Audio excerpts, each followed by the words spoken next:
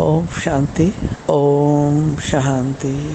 वही माता पिता ही है और वही एक आधार है अपने गरीबों के तो आधार माता पिता ही है ना। अच्छा, एक बात आपको कहनी थी हमको। जैसे बोलते हैं कि ये ज्ञान मार्ग है, ये भक्ति मार्ग है, तो ये कैसे पता चलेगा भाई ज्ञान मार्ग का गुरु कौन है और भक्ति मार्ग के गुरु कौन है? तो हमने तो यही सुना था भाई भक्ति मार्ग के अनेक गुरु हैं और ज्ञान मार्ग का तो एक ही गुरु है, और वो गुरु नहीं है, वो तो सतगुरु है। गुरु तो बहुत हैं, ढेर हैं। कलयुग में तो गुरुओं की बाढ़ आ गई है। दूसरे शब्दों में कहें कि इतने शिष्य नहीं है, चेले नहीं है, उससे ज़्यादा गुरु बन गए। घर घर में गुरु है, कदम कदम पे गुरु है। लेकिन हमने तो सुना है गुरु, हमारी माता जी बोलती है गुरु बना पानी पियो छान के और गुरु बनाओ जान के। तो हमारे जो सनातन धर्म है, जो आदि सनातन, जो प्राचीन भारतवासियों का जो आदि अनादि जो सत्य सनातन धर्म है, वो सबसे प्राचीन है। तो उनकी मान्यता के अनुसार आत्मा अजर और अविनाशी है। और सभी लोग, विद्वान पंडित ब्राह्मण सभी लोग ऐसे सुना है कि वो भी यही कहते हैं कि आत्मा अजर अमर अविनाशी है। अजर अमर है, तो जब वो अमर है तो इसका मतलब मरती नहीं है। तो जब जो मरती नहीं है तो उसका जन्म फिर कैसा? इसका उसका जन्म भी नहीं होता है, ना उसका मरण होता है। फिर ये इतना ढोंग पाखंड क्यों? भोग लगाओ, ये करो, आज फलाना जनवरी है, आज ये है, आज उसका भोग है, कल उनका भोग है। तो क्या वो जो पत्थर की मूर्ति है, जो फोटो लेके बैठे हैं आप लोग, क्या वो पत्थर की मूर्ति वास्तव में भोग खाती हैं? तो फिर भोग खाता कौन है? भोग लगाता कौन है? ये लगाने वाले कौन है?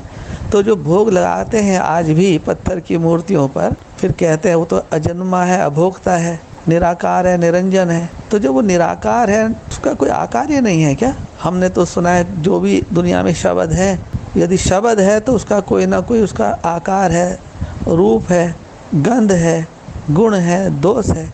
हर शब्द का कोई अर्थ होता है, आकार होता है। शब्द निराकार भी है, आकार भी है और साकार भी है। ओम बोलते, ओम शिवोहम शिवोहम। अर्थात ये मैं हूँ, तो मैं कौन हूँ? इस शरीर के अंदर में जो आवाज़ आ रही है मैं हूँ। श्वास जो ले रहा है जीव, वो जीवात्मा कौन है? वो सब में है वो जीवात्मा। तो जीवात्मा जैसे साकार में है, तो ऐसे जो जीव परमात्मा है वो भी साकार में होने चाहिए ना। आत्मा तो सभी है, मान लिया, लेकिन आत्माओं के बीच में जो परम आत्मा है वो भी तो साकार में होने चाहिए ना। माने जैसे हम आप हैं, भाई भाई है, आप मेरे बड़े भाई हैं, मैं आपका छोटा भाई हूँ। आप मेरी बड़ी बहन है, मैं आपका छोटा भाई हूँ। तो हम बहन भाई तो हैं, लेकिन हमारे वर्तमान में भारतवासियों के जो कहते हैं माउंट आबू से संदेश दिया गया कि भारत में भगवान आते हैं, आए हुए हैं, तो वो भगवान भगवती क्या निराकार हैं? आए थे, आए हैं या आएंगे? इन बातों की हमको कौन जानकारी देगा? माउंट आबू में इतने बड़े टीचर हैं, इतने उनके ट्रस्टी हैं, फर्रुखाबाद में वीरेंद्र देव जी हैं, तो इसकी जानकारी हमें कौन देगा? हम सनातन धर्मी हैं, आदिवासी हैं। हमने सुना है भारत में भगवान आए हुए हैं, तो हमारा उन आप लोगों से, दोनों से, ब्रह्मा कुमारी ईश्वरीय विश्वविद्यालय से भी और आध्यात्मिक ईश्वरीय विश्वविद्यालय के भी जो भी कर्णधार हैं, जो भी फाउंडर हैं, जो भी गणमान्य हैं, देवात्मा है, संत आत्मा है, महात्मा है, ये विश्व के कल्याण की तो बात नहीं है अभी हम कर रहे, केवल भारत देश के कल्याण और भारतवासियों के कल्याण, भारत माता का जो चीरहरण हो रहा है। और आप सब लोगों के सामने, आप लोगों के पास सब कुछ है, धन है, दौलत है, मैन पावर है, मनी पावर है, मैनेजमेंट है, सब कुछ होते हुए भी सारे डिपार्टमेंट में होते कि तो ये देश की दुर्दशा क्यों हुई? किसने की? क्या माता पिता दोषी हैं इसके? आप लोगों का कोई दोष नहीं है। तो ये दोष कैसे धुलेंगे? ये दोष की धुलाई कहाँ होगी? ये आत्मा कैसे पवित्र बनेगी? कहाँ पवित्र बनेगी? कौन है वो पवित्र बनाने वाली शक्ति? वो कौन है? गीता माता, गुरु गीता कौन है? और गुरु गीता से उसके किस बच्चे का जन्म हुआ? कृष्ण जैसे बच्चे का जन्म हुआ नहीं हुआ? इस देश का रक्षक कौन है? इसका वारिस कौन है? माउंट आबू का वारिस कौन है? वीरेंद्र देव बाबा का वारिस कौन है? ये सब डिक्लेयर होना चाहिए ना। तो आप लोगों का आधार क्या है?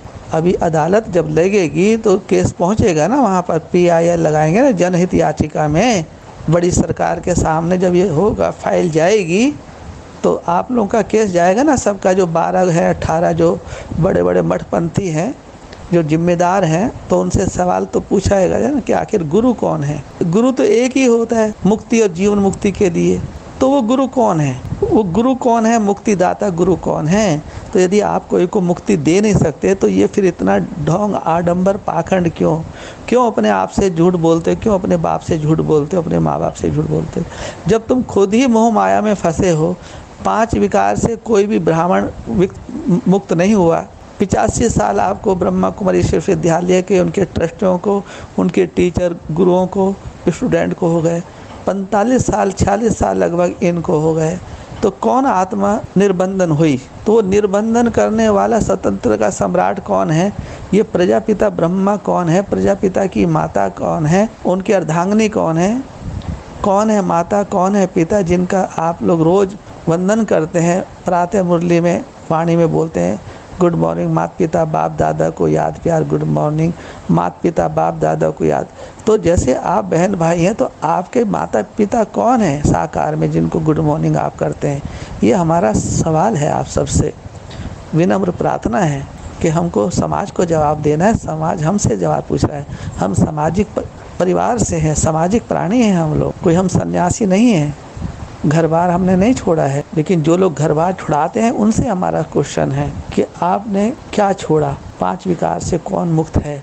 किस आत्मा की निराकारी, निर्विकारी, निरंकारी स्टेज है?